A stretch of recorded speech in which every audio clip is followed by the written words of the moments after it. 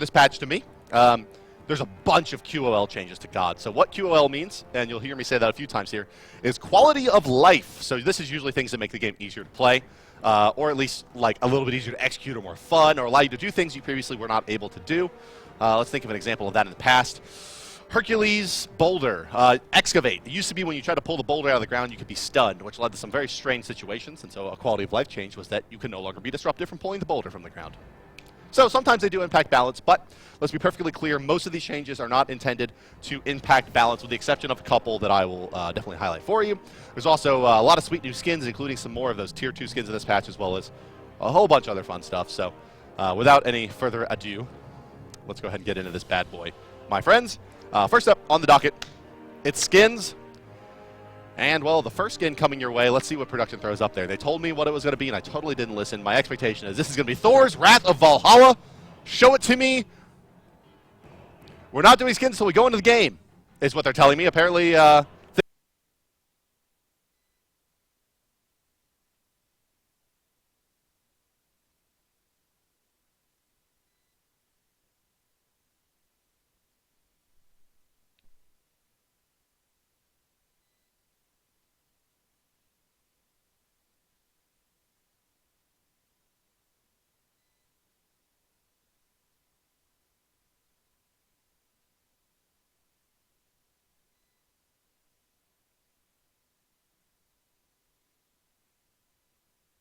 sometimes they do impact balance, but let's be perfectly clear, most of these changes allows application. So there's a few different ways you can apply to clans. You can have open joining, or you can have closed joining, all kinds of fun stuff. You can search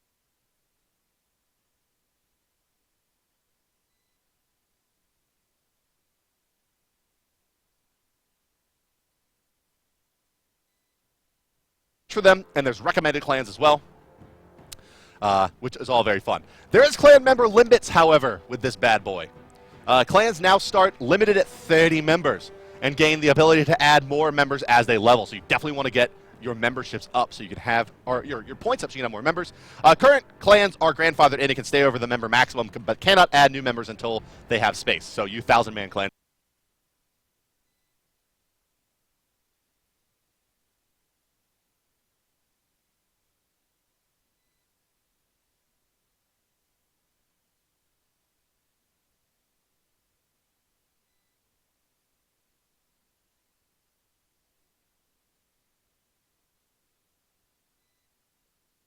Out there, you have some time. You can leave clans, obviously, and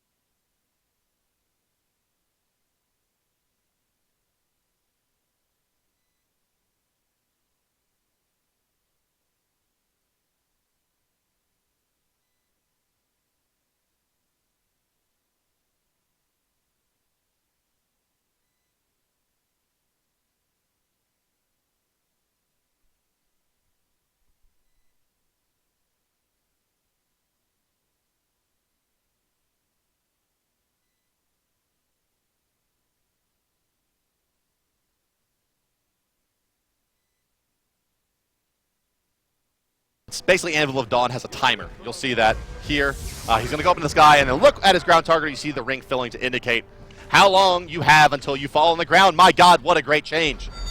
Again, quality of life is the name of the game here, guys.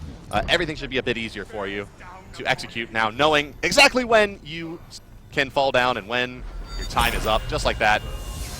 And you see Peckies continue to cheat here. What a scumbag. Let's move on. Let's move on, boys.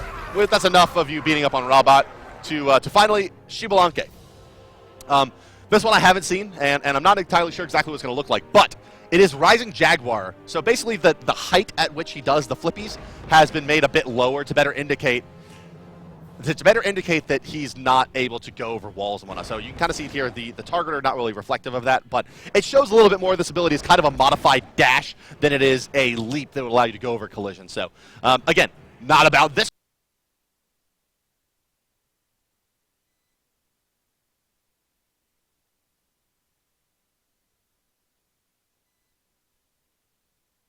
This one definitely not any balance implications. It's completely just better indicating kind of exactly what this ability does. So I think it's a good change as well. I mean, it really indicates what the hell this ability is supposed to do, because it is, let's be honest, a little bit crazy, right? I mean, it's like a guy dashes forward and jumps in the air that does like, what is that thing called from that old 80s movie where you spin around in circles shooting beams? He does that, basically. The Death Flower, I want to say. I'm sure someone in chat's going to tell me and make me feel very false nerd for that one. But let us, my friends, take a look at the skins coming in up first. You may have seen this one teased on the Twitters. It is a Thor Tier 2 skin. So we introduced the idea of Tier 2 skins with the last patch, and well, we have some new ones coming in. In this one, show me the Wrath of Valhalla Thor, if you please, my friends. Warning. So here you can see it. Well, kind of, maybe you can see it. It's Thor, and he has lightning bolts all over his body. He's lost some armor. He's got he's a little sexified here, but also a little bit more. It's kind of more reminiscent to me of like operatic, like Viking look. You know, the big spaulders and the winged helm. A little bit more maybe of the quote unquote traditional idea of what a Norse god might look like. But it is, of course, just a kind of amplification, if you will, of the base Thor skin. And it is known as a Tier 2 skin as well. So no new voice pack, no new those kind of things, but just a sweet new kind of bonus skin for Thor. We also have a Vulcan with a similar treatment here, and this is the Warforged Vulcan. You may have seen this card as well. And from the back, well, it looks fairly similar here. You can see a little bit of embellishment, especially around that hammer, but look at that mask. He's ready for battle. It's battle-ready Vulcan, if you will. Definitely a very, very cool skin as well, something you want to add to your collection. And, well, we have some premium skins in this patch as well, my guys, my good friends. We'll stick with the Vulcan here for a minute and take a look at them. So again, Tier 2 skins, we'll talk about exactly what these are and why they matter. So Tier 2 skins are basically, we've classified all of our skins where that Thanatos Archon skin is basically a Tier 5, and a Recolor is basically a Tier 1. So in between that and something like, let's say, Hebrew, there is this Tier 2 skin, which is kind of a modification on that base skin, not a Recolor, a little bit more than a Recolor, but a little bit less than a kind of a full quote-unquote skin. So these are also priced a little bit lower as well to accommodate for that fact. It's just a cool option for those of you that are kind of just now joining the game. And you can see here Vulcan getting kind of that gladiatorial treatment. But here we are now into our premium skins coming in here. This is Liberty Athena, and she comes with the full set of. This is I guess a Tier 3 or Tier 4 skin in that regard. In that she'll have a voice pack, she'll have new effects, treatments, and all kinds of fun stuff. So take me for a ride here. We'll take a look at Preemptive Strike with the beautiful French flag coloration there. Let's see what the taunt looks like. Oh, it's muskets, and you can see she's actually carrying a musket. Now, does she throw the musket? Oh, see, now if she would have shot the musket for a reach, that would have. But you can see again the kind of that French blue, white, and red, the color of bleeding men coloration there. The number 3, the shield wall. Fairly similar to what you would expect. Again, the coloration is there in her ultimate. Well, we can't show you too much about the ultimate, as there's only one god in this map. But let's listen to her jokes, voices, taunts, and whatnot here. If you would be so kind, my friends, I'll shut up, and let's run through them. We have no fear of the dogs who dare lay siege against us. Our liberty is inevitable. You are powerless here. Default now, and accept the consequences you are owed.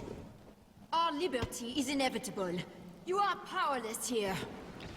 Liberty receives orders from no Your one. middle tower is Liberty under receives attack. orders from no one. Our victory will come. Our victory will come. To arms! To arms! To arms! To arms! What is a means? She has 2 arms, in case you couldn't hear there. She was being very excited about that. But yes, it is kind of the French Revolution, Liberty, Athena here. And this is kind of to celebrate the rapid growth that we're seeing in France for Smite. So shout out to the French community and all of you wonderful people. And kind of in a similar vein, let's take a look at Vamana. I'm not going to say the word that the skin is based on because I will definitely butcher it, but you can see it's tiny, angry baby, musketeer baby, Vamana. Yeah, I'm not going to try to say that word. Suffice to say, he appears to be Pancho Villa Vamana for me. That's as far as I'll go. Maybe, how the hell do you say this word? Cangacero. Brazilian cowboy. Oh, okay, so he's a Brazilian cowboy. Yep, Portuguese. As you can tell, he is he's a beautiful Portuguese cowboy. He's got a sweet hat, and he's got a musket and a cutlass, it looks like. I honestly didn't think Vamana could be any more terrifying, but then you put a beard on him, and he's just so scary. Yeah, show me that bearded baby. Flip that one around real quick. It's scary. Show me the bearded baby. Show me the beard on that baby. Show me it. Show it to me. There we go. Bearded baby. Scary bearded. Yeah, see, that's a pretty scary bearded baby. Ladies and gentlemen, please welcome Rory to the show as well. Hello. Where we will be momentarily, my friends. Well, right now, transitioning over to talk about Medusa. Medusa. I'll see Vamana's voice packs. I'm sure they want to hear it. Take it away. Yeah, all right. Big We'll baby shut with up a and let beard. you go through them. Give me that sweet Portuguese. I've got the fastest hand around. Awesome. Fantastic. That's no good. Dang it. My apologies. Don't go shooting your mouth off, or I'll have to do it for you. Let's play catch with my bullets. My machete wants to say hello. Life's hard. Even harder if you're stupid. And there you have it, my Your friends. right tower is Hear under the attack. crackle and pop of us breathing quietly away from the mic as that goes down. But let's move on to, as I was mentioning, Medusa. And what the hell is going on with her? As you may have seen, she was kind of announced semi-formally at PAX. Semi? With her god kind of concept. We've seen some of her cards on the Twitters and Reddits. And now we get to see her in game for the first time. So obviously this is a hunter, as you can tell by the bow. Well, but she's got a little assassin in her. Why don't you give me just the general breakdown of what the hell we're seeing here?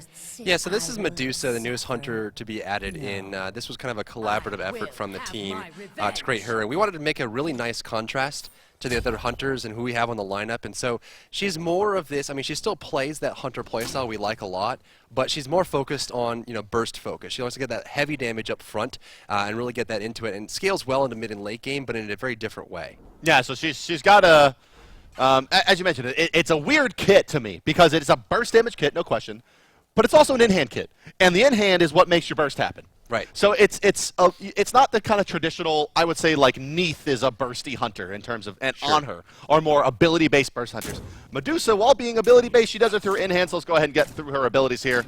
And let's actually start with her number 2. I think is a better place to start there. It's a much more of a kind of traditional ability in Acid Spray. So walk me through what this ability does, and we'll see it demoed as well. So her number 2 is Acid Spray. And what she does, she just leans back and she throws this big ball of acid forward. What it'll do is it'll actually collide with the first minion or deployable or god it hits. And it'll spray behind that, dealing this progressive wave of damage just spreads out in acid.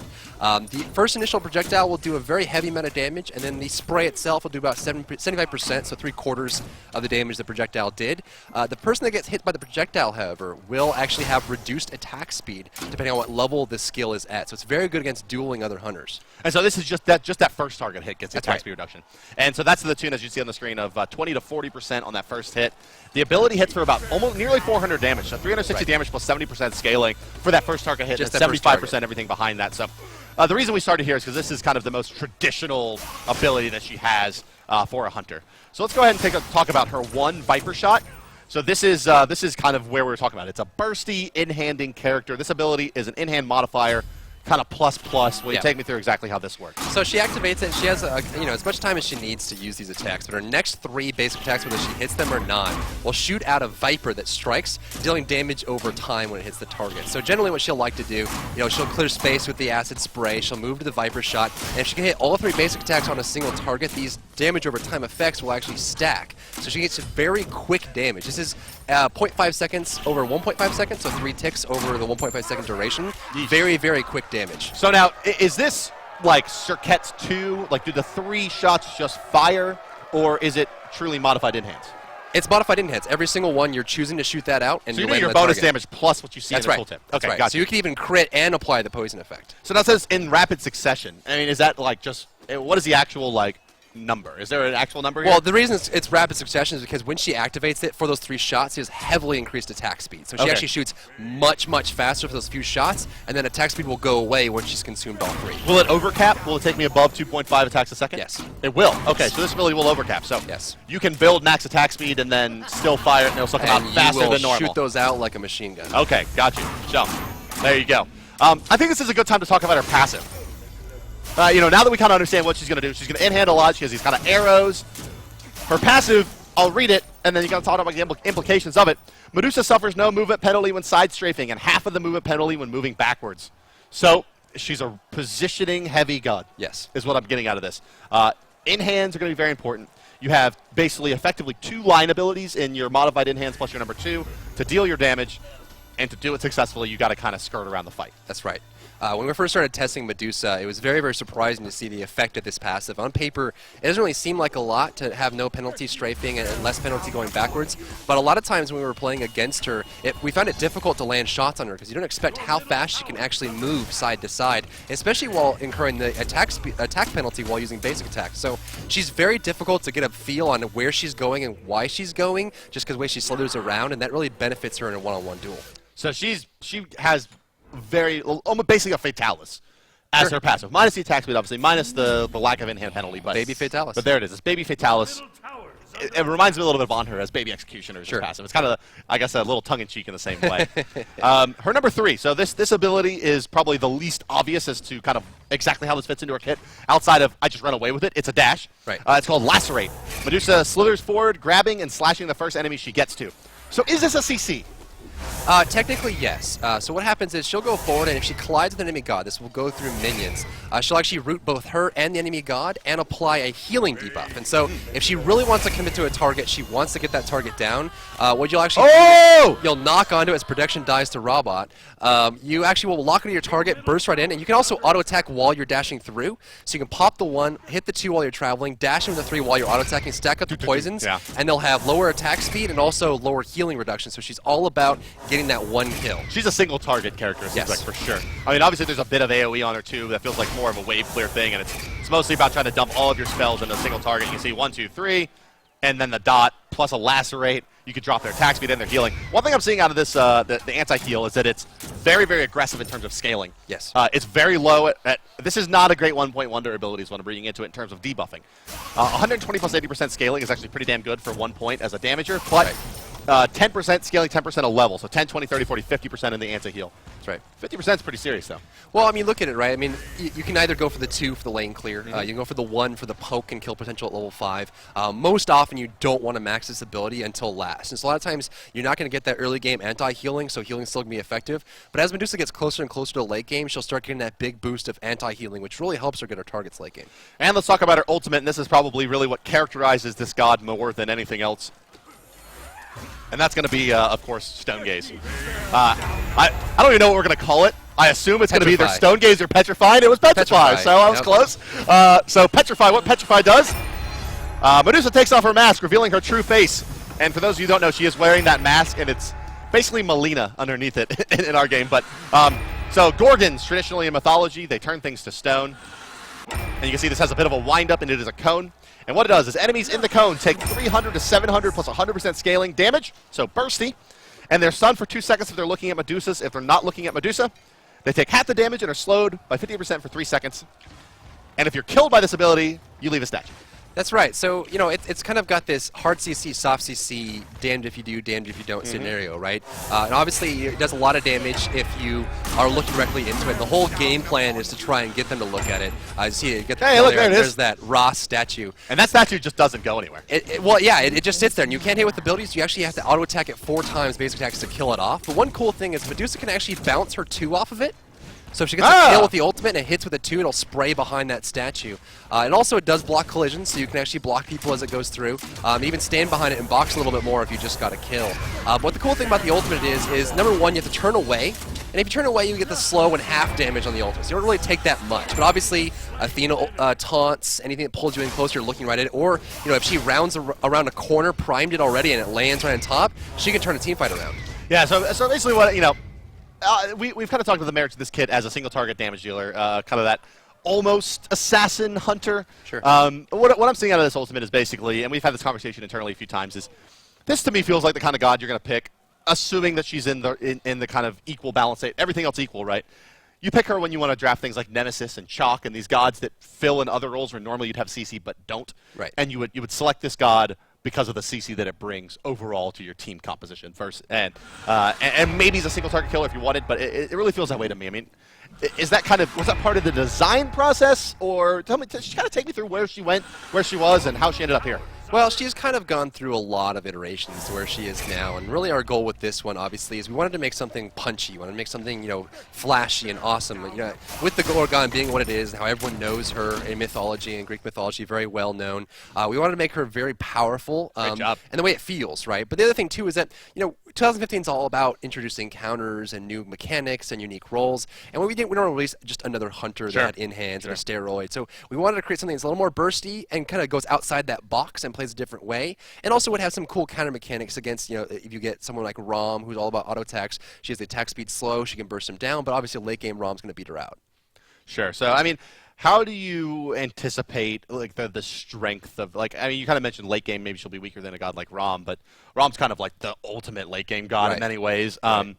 And yeah, we're taking a look at her recolor card now. We'll get a name for recolor as well, which I'm sure has a great name that I'll look up while you answer this question. Black Gorgon. Okay, well, or not. You can show me up if you want. But with that red belly. So, I mean, how does she kind of translate into relative strength versus gods like maybe, let's say, Neith, Cupid, mid-game dominators? How do you think she's going to match up versus them? Well, she actually has a really high kill potential, but the difference between her and someone like Cupid really is the fact that she's, you know, she's going to suffer a lot from momentum. Cupid can come back. He's got that attack speed steroid that stays active after the flutter. Sure. He's also got, you know, good ultimate spread and has a lot of sustained built in there. He's more of like a mid-road, whereas if you're looking as a slider, Medusa just goes all the way to kill, right? It's a late game farm, in-hand controller, or just kill, and she went all the way to kill. So a lot of times if you see Medusa get ahead, she'll be very strong through the mid-game and even into the late game, but if she falls behind, she's going to struggle because all of her kit is built around just killing one person.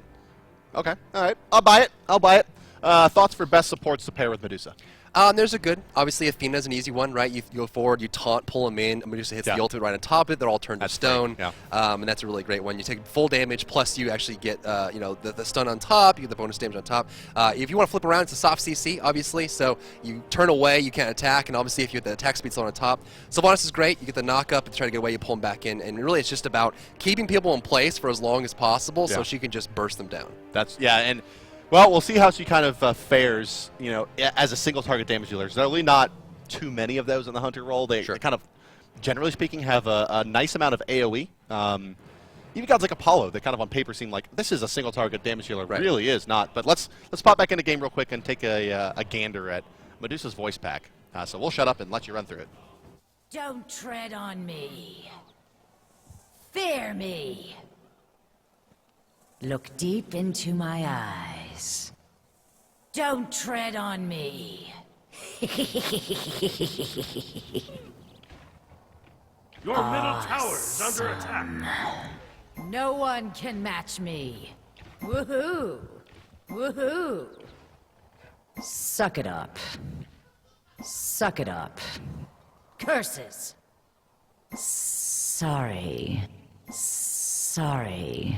Look deep into my eyes. Mind if I slither in? I woke up like this. No one ever wants to play peekaboo with me. I wonder why. I woke up like this. So I guess Medusa smokes a couple pack of Marlboro Red a day. I guess so. Jeez Louise. Yeah, she's got that kind of harsh tones. But I think that kind of belies that what you kind of didn't see here was what it looks like when you get ulted from the front side.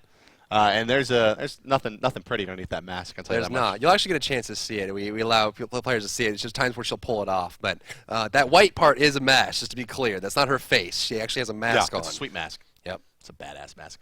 And you know what it actually reminds me of, and this is probably going to be completely out of your understanding of what the hell I'm talking about. It reminds me a lot of the vampire mask from JoJo's Bizarre Adventure. Bam. Take I that got one to the nothing bank, on Twitch that. chat. Got Anime nothing. forever. So before we sign off, I'm gonna have Drybear sit here and just nod and smile as I run through. We have a lot of awesome stuff coming up for this week. If you didn't know, this is the 1-year anniversary of Smite's release is this week. In fact, it is on Wednesday. We have all kinds of badass sales and whatnot coming your way. The God Pack going to be on sale for $19.99. We're going to have bonus gems. All the gods this weekend are going to be free. There's going to be bonus worshippers, bonus favor. We're a little too out of control. There's tons of stuff this week. It's a bit too much. And so I probably haven't done a great job of enumerating it all to you, but if you are looking for an opportunity to buy some stuff in Smite and we're waiting on stuff to go on sale, this is your time. I know for a fact that one of the sales is the all pre-launch skins on sale thing again, which was really, really big when it came around the first time. So a lot of cool stuff's going to be on sale, guys, so definitely get your gems in if you're looking for that. Then I think there's also a free gem opportunity this weekend as well. There's tons. We have the login rewards doubled and all that kind of business. There's bonuses. We're going crazy. Yeah. You get bonuses on top of your bonuses, guys, so definitely check that out. And that's going to do it for us from the patch notes floor. For Rory, I'm Bart. We're going to toss it over to a sweet video outlining exactly what's coming your way this week, and then back to the wonderful casual streamers that we have. But I hope you enjoy the patch, guys. It'll be up on PTS as early as maybe tonight. We'll see. Stay tuned. But that does it for us. I bid you adieu.